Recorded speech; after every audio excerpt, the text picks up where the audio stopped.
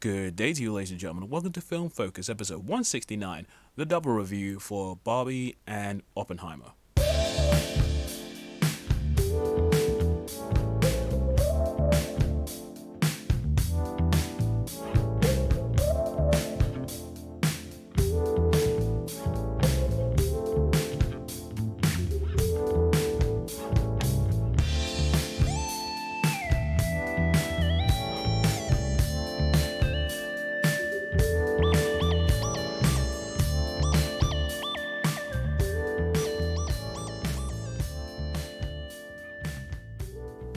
Hello there, ladies and gentlemen of the North, South, East, and West, and welcome to another episode of Film Focus. I'm your host, the Hypersonic55, and I'm glad you decided to join me once again for some film-related discussion.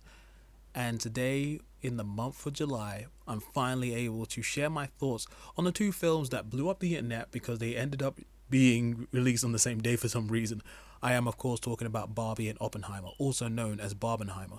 It's very interesting that the internet took these two films that ended up on the same date and decided to memify and turn it into like some sort of cultural movement.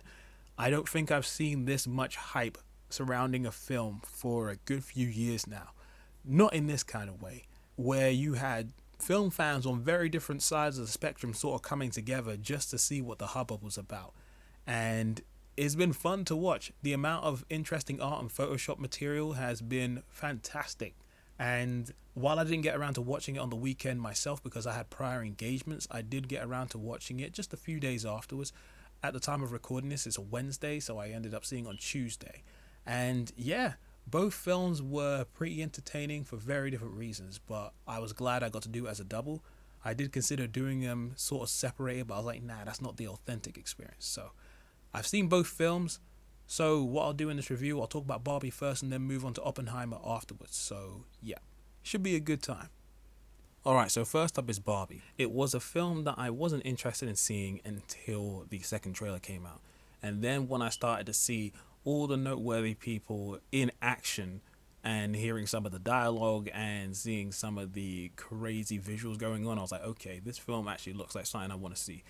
And what also accelerated my need to check this film out was the whole Barbenheimer movement that was going on online. It was really starting to reach a fever pitch as we got towards July. So I was like, okay, you know what? Screw it. I'll probably give it a watch. And I'm glad I did because the Barbie film was great. There was a lot to unpack about this film.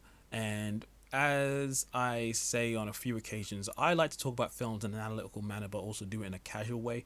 However, there are certain times where I recognize that when I'm watching a film, talking about it afterwards will prove to be difficult because sometimes trying to find a way to summarize my thoughts proves to be difficult. So this will probably be a little bit more casual, very simple in terms of the way I'm describing certain things at times. And I may not go into certain things in as much depth as I would want to, but it's probably just due to the fact that I'm ill-equipped to talk about these things unless I had like a co-host who was a little bit more smarter than I was. But anyway, all that being said, we're going to talk about the story, characters, and presentation, and then the overall conclusion. So, without further ado, let's jump in. Alright, and now it's time to talk about that plot, and it can be summed up as the following.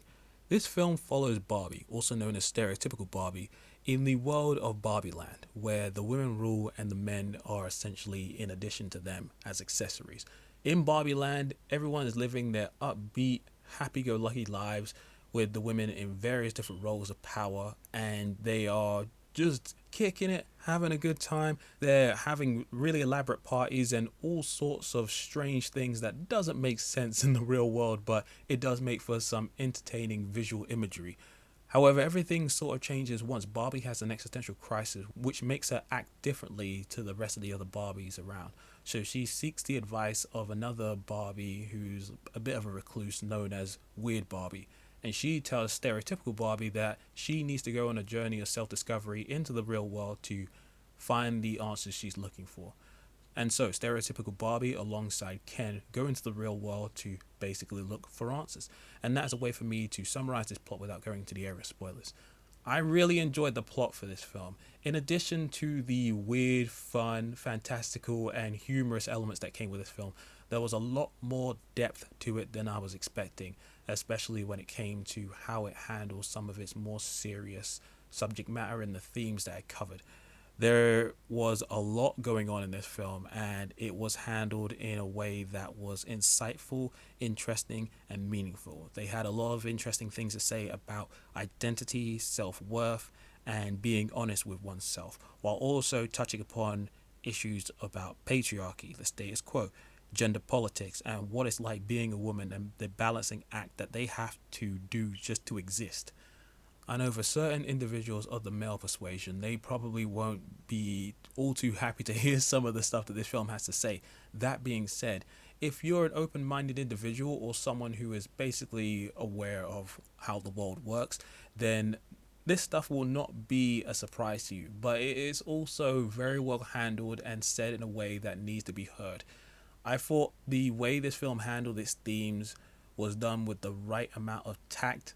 It was said in a way that felt cool, felt really well done, and was just very effective. I found myself just captivated with the film at various different stages, and I was just like, yo, man, I'm just having a good time. The film moved at a pretty good pace.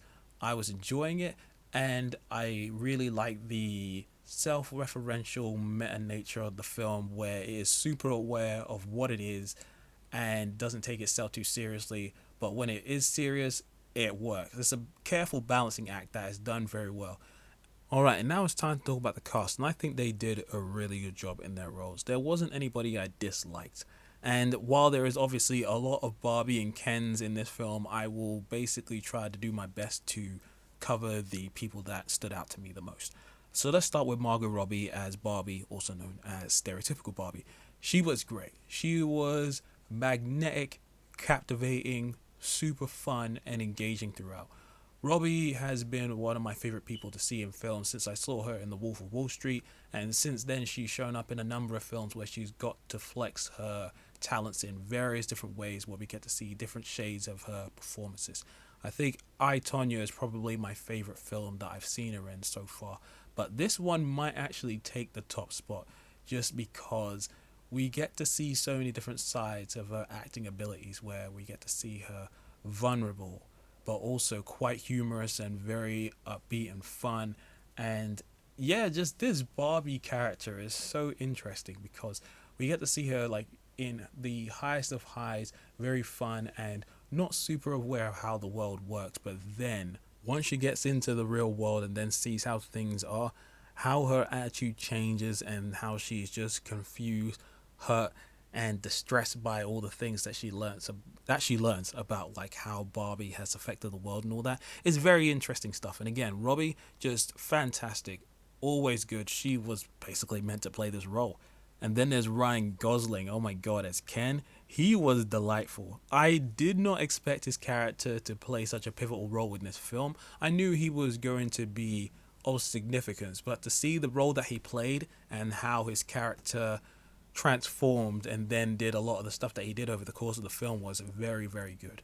Ryan Gosling is one of those actors for a while I was like, I think he's a bit overrated. I think that's just because a lot of people who liked him were women who just found him entertaining from like those rom-com movies. But once I started seeing him in things like A Place Beyond the Pines and Only God Forgives, I eventually saw Drive and then saw him in other stuff like The First Man and The Nice Guys. I'm like, yo, this guy is plenty capable. He's actually really, really good. And they gave him a lot of really fun and interesting things to do. And I like seeing comedic Ryan Gosling, man. Dramatic Ryan Gosling, ain't no doubt. He's great at what he does. But comedic Ryan Gosling is really, really fun to watch. And he had some great scenes, whether it was with Barbie or the other Kens. He was just a very interesting character, and he has an interesting arc to go through over the course of this film, which I found pretty captivating too. And then just to list off a bunch of other individuals in this film, you have Issa Rae as President Barbie, who was just delightful. It's so great to see how far Issa Rae has come since the days of Awkward Black Girl, man. She has always had a great sense of comedic timing, and she puts that to great effect in this film. Alexandra Shipp as Writer Barbie was pretty good. Kate McKinnon as Weird Barbie, she was delightful and weird, but just really fun to watch. I also quite like Simu Liu as Taurus Ken. He was so good. Sibalu, again, I have been shouting his praises since I saw that Blood and Water TV show from Amazon. At least that's where I saw it aired originally. And obviously he came up to be really good in Shang-Chi as well. But in this film, oh my god, his rivalry with Ryan Gosling's Ken is great. And to see how that plays out over the course of the film was fabulous. Kingsley Ben Adir as Basketball Ken was so good. And there's just some interesting, surprising appearances from other people as well. But the last two people I want to mention is Michael Cera as Alan. Oh my gosh. Cera has always had this wonderful, weird, awkward air about him that made him fun to watch in comedies. And to see him in this film, his role was wonderful. He was so good. And then there's Will Ferrell, who's the CEO of Mattel. Will Ferrell is one of those sort of guys that can be a bit much. He can do a lot of the same kind of things in multiple comedies, but I found him quite entertaining in this film. He was really fun.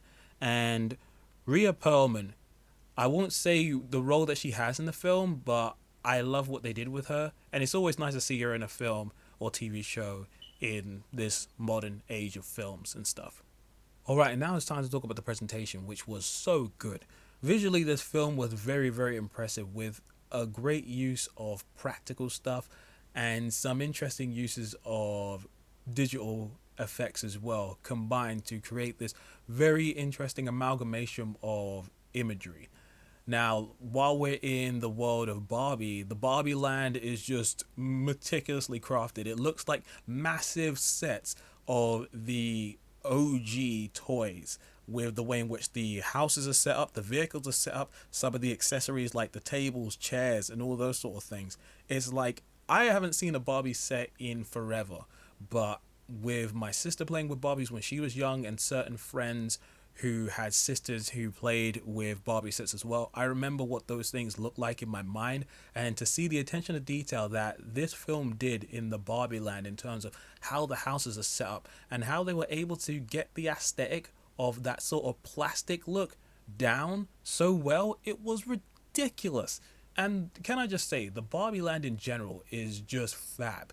It's so shiny and sparkly with very vivid colors and just this really interesting balance of prettiness, but also being very weird, absurd, and just nonsensical and very over the top, but in a way that's just very captivating to watch. I'm just like, yo, man, I would like to vacation here just for a bit because it looks like a lot of fun. The vibes are good, and some of those dance numbers were just incredible.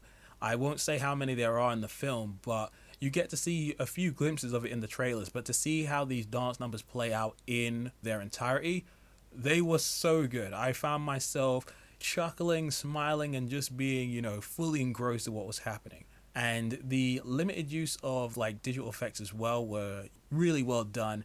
And I also quite liked the music for this film as well. I can't speak much to the score because I don't really remember much of it, even though I know it was handled by Mark Ronson and Andrew Wyatt.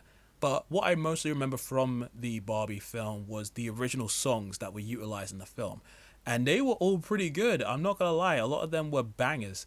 They had a lot of cool and fun energy. Some of them actually were very situational for some of the stuff happening on screen, but it was done to great effect. And there's one song in the beginning which I think was done by Lizzo, and it was just delightful. I'm like, yo, this is some good stuff. I'm having a good time with this. So some of those songs I will definitely be seeking out later on in the week. So now we come to the conclusion. Overall, I just had a really good time with the Barbie movie. It was funny, it was silly, absurd, over the top, but very poignant, had a lot of interesting things to say. It was emotional, and I found myself just swept up in the magic, for lack of a better term. Alright, and now it's time to talk about Oppenheimer. Like I said before, I was mostly interested in this film for its cast. However, after I saw the second trailer and saw the amount of talent on display, I was like, okay, this film looks like it's going to be some hype stuff. And thankfully, the film ended up being quite an experience, one that stayed with me a good time after I left the cinema. And I think it's probably my favorite Nolan film since Inception. Now, before everybody starts blasting me in the comments, let me explain. I like Christopher Nolan as a director. I think he's made a lot of really good stuff. However, I do think some of his films are a little overhyped. And certain films that I like are probably not on the higher end of the spectrum when compared to some of his like more faithful fans or certain film fans in general. And the cool thing is now we've gotten to a point where it's okay to like different things. But I remember for a little while, if you weren't in love with The Dark Knight, you were basically, ready to be crucified or like, burnt at the stake. And I feel like for me, besides most of Interstellar, there hasn't been a Nolan film since Inception that I've liked the whole way through that really spoke to me in terms of what I enjoy about film. So seeing this film, even with its length and its subject matter, it was able to grab me in a way that a lot of his previous films hasn't. And I just found myself completely captivated overall. So as per usual with these reviews, we do the story, characters, presentation, and overall conclusion. So without further ado, ladies and gentlemen, let's jump in.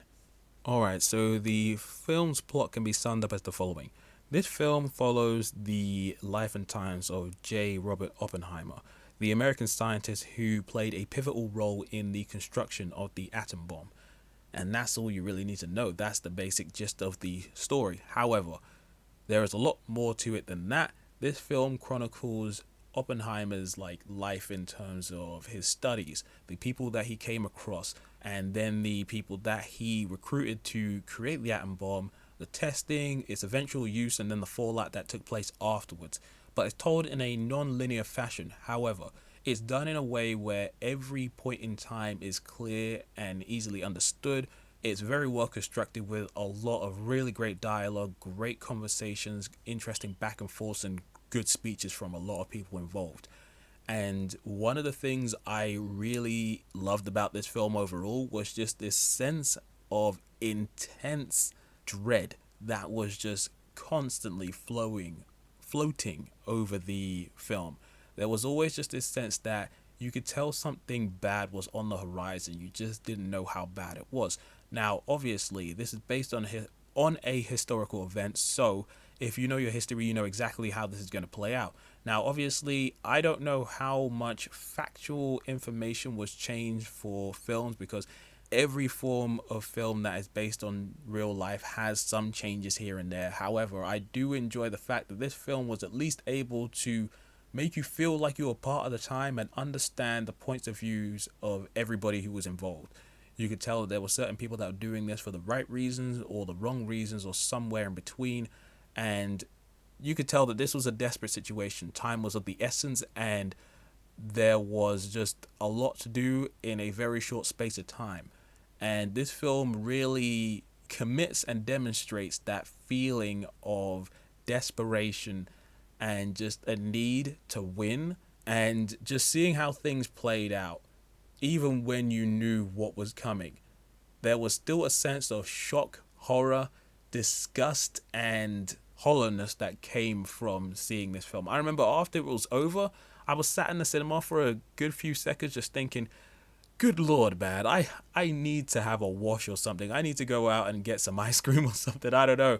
I needed something that needed to cheer me up. And I understand why a lot of people decided to do Oppenheimer first and then move into Barbie. But I kind of like the order I ended up watching my films in. But anyway, going back to Oppenheimer, again, just a very well constructed film that just had really great moments. And even though I could feel the length of the film, it didn't actually feel long. It actually flowed pretty well. And I just had a good time watching it and learning more about these characters and just the way in which things played out. Alright, and now it's time to talk about the cast, and good lord, this cast is ridiculous. Everybody was amazing. I don't think I saw a bad performance from anyone in this film. The cast is stacked to the nines. It's the most impressive ensemble cast I've seen in ages. Everybody did their job to perfection. And there are too many people to mention, so I will try to highlight the people who impressed me the most. And there will be like a little section towards the latter side of the character area where I'll talk about certain other people. But yeah, oh my god, just beyond the trailers, there's so many secret hidden faces in here from various different films and TV shows that just had me just going, oh my god, it's you, and you. Damn, it was mental. Anyway, Cillian Murphy as Oppenheimer, he was great. I really just loved watching him. He was magnetic, captivating throughout, and it's interesting to watch this story of this man who sees the world differently through his scientific vision, and he has an idea of creating something very unique, something that is beyond comprehension, but then seeing how he met other scientists and was able to eventually turn his thoughts into something physical, but then realizing the repercussions of his actions. It was great to watch. And this film did a great job of allowing you to not exactly sympathize with him, but understand him. So you detest him, but you also understand where he's coming from in terms of the situation he was put in, the stuff that he decided to do, and the people he decided to surround himself with. And yeah, Murphy just played the role so well. Emily Blunt as well as Catherine Oppenheimer, also known as Kitty, she was pretty good. She had a little bit more to do as a woman in a Christopher Nolan film. She had some really great lines and interesting conversation pieces, especially towards the latter side of the film. But overall, it was still really cool. Matt Damon is always reliable, and he was really good as Leslie Groves. He was this soldier man who was constantly keeping tabs on Oppenheimer, and he was very intense, very stern, but very effective. I also quite enjoyed Florence Pugh's performance as Jean Tatlock. She was cool, mysterious, complicated, and has some interesting scenes with Oppenheimer. And Pugh is always fun to watch. I just wish she had more to do in this film. Josh Hartnett, man, my god, he was invisible to me. He was one of those people who had a face where I'm like, I know you from somewhere, but I just didn't know where. But I think it was because of his glasses, hairdo, and the more broader face, because I'm used to Josh Hartnett from about maybe 10 years back where he was a little slimmer. But I was like, yo, he played Ernest Lawrence, and he was so good. Very good. Very good performance throughout the movie. And from there, you just have a bunch of other people that I could list. But I would say the next two people that I really wanted to highlight is Jason Clarke as Roger Robb. He was just intense. He was so mean, but he was doing his job as not only the character, but as an actor, and he was great. He had some of the standout moments in the movie. But I cannot continue doing this without mentioning my boy Robert Downey Jr. as Lewis Strauss. He was a senior member of the U.S. Atomic Energy Commission, and seeing how much of a pivotal role he played in this film was fascinating. He had a lot of very interesting conversation with Oppenheimer and several other individuals throughout this film, and I didn't know that Robert Downey Jr. would be playing such a pivotal role in this film, because he has a couple scenes in the trailer, but he is a very big part of this film. And he was super intense, acted the hell out of his scenes with some really great speeches and cool monologues and interesting conversations between people. And there's this intensity, this quiet intensity that sometimes rises above and gets a little bit more aggressive in scenes.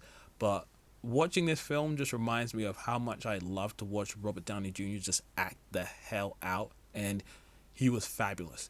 I love Robert Downey Jr. He's so good, and I think a lot of people have forgotten that he can act outside of the Marvel Cinematic Universe. Now, granted, he was pretty much stuck there for at least 10 or so years, but after Endgame, he hasn't really done too many big projects, and obviously that Doolittle film was pretty trash. At least that's what I heard. I never saw it. But to be able to come back with such a noteworthy performance, I think this is important for people to know that this guy can still do it. And he does it super well. And then on top of that, you have just really good appearances from several other people, including Casey Affleck, Rami Malek, Dane DeHaan, man. That guy was so good in this film. I was so happy to see him. Matthew Modine, Jack Quaid, Josh Peck from Drake and Josh. I was like, I'm pretty sure I know your face. It's him. It's that dude who's half of those annoying kids from that Nickelodeon show. Great stuff. Alex Wolff. Oh my gosh, just the list goes on, but the impressive appearances from everybody involved was just stellar. Alright, and now we move on to the presentation, and of course it's really good. Visually, this film is quite impressive. You obviously have a lot of practical material going on here, so it's mostly just a lot of really clean shots of exterior and interior locations, really nicely framed stuff. But there's also these really interesting shots in between conversations where we're seeing inside of Oppenheimer's mind, and we get to see what I could only describe as really fancy visual science stuff. More so just like really interesting uses of light, explosions, and just really funky, interesting imagery that was intercut throughout like the film. And then obviously when you actually get to see some of these explosions go off, they are so clean with really dramatic lighting, heavy shadows, and very limited use of color, but in ways that was really cool. Obviously, during certain moments in the past, you get these black and white scenes that just add to the drama a little bit and add a little bit more to the authenticity of the time that it was taken in. There's something about just adding black and white to things that make it feel a little older. And yeah, man, just the film looked really cool. The uses of CGI was pretty good. It was limited, but enhanced the film where necessary. And then of course you can't talk about the film without talking about the music by my boy Ludwig Göransson. This guy is just coming up in everything, and I'm so glad that people are recognizing him for the beautiful talent that he is. He did some really, really good work on Tenet, so I was happy to know that he was coming back to work with Nolan on this film. And this is definitely one of his more orchestrated specific pieces, in my opinion. Göransson, for me, has always found this interesting way to float between orchestrated music but also using weird electronic sounds in cohesion, and that was definitely the case for Tenet, but this one feels a little bit more, for lack of a better term, straightforward, but it's very, very effective. I've heard some people make some comparisons to Zimmer, and I can definitely see and hear those comparisons, but I would say Göransson still is able to craft his own path and create something that was beautiful, serene, quiet, harrowing, creepy, and again, enhanced all the scenes that it was used in. A very effective score for sure, and I will definitely be trying to seek it out at some point. So in the end, I enjoyed Oppenheimer quite a bit. The plot was dark, full of dread, but also fascinating, and it's always interesting to watch films about scientists who have a different perception of the world and want to create something but aren't aware fully of the ramifications of what they are doing until after the actual event has taken place. The performances from everybody involved was just ridiculously good. The presentation was fabulous visually and audibly, and yeah, man, Nolan, man, this is definitely one of his best films. I'm not sure I'd call it his best film to date, but I would say it's definitely on the upper echelon of the films that he's crafted. Alright, so now I'll pass it on to you, ladies and gentlemen. Have you seen Barbie? Or have you seen Oppenheimer? Or have you seen both? Did you do the whole Barbenheimer experience? If so, let me know in the comment section below, or hit me up on Twitter, where I'm at Hypersonic55 or at FilmFocus55. Check out the podcast on SoundCloud, iTunes, Spotify, and now YouTube as well. I finally got that bloody video exporting situation sorted out. Those episodes may come out a little later than the standard ones, but they will be online most times. But that'll be it from me. Thank you for listening, as always, ladies and gentlemen. Until the next time, this is the Hypersonic 55 signing out. Peace.